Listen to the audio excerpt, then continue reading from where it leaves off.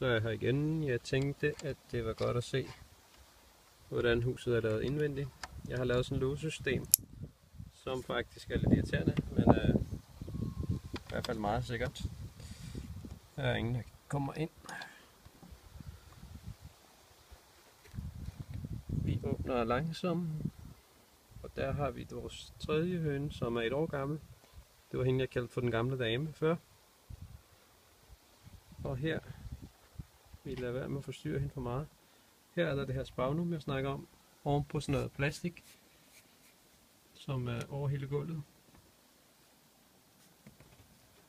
Fordi spagnum er lidt fugtigt, og det her plastik forhindrer fugten, træet i at suge fugten op. Og så skulle det gerne være nemmere at gøre rent. Der er en stump plade, krydsfinerplade, som de har fået som stige, og de er de glade for. De kan kravle op på den her pind, som hende her sidder på, og så er der en anden pind på den anden side, som de kan hoppe op på. Og så er der, nu gider hun ikke mere.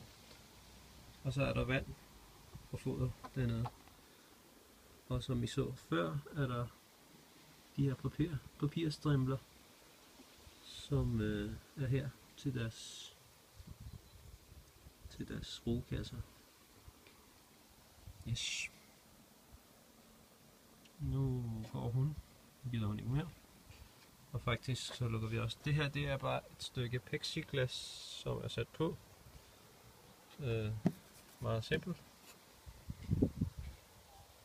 Og så lukker vi igen.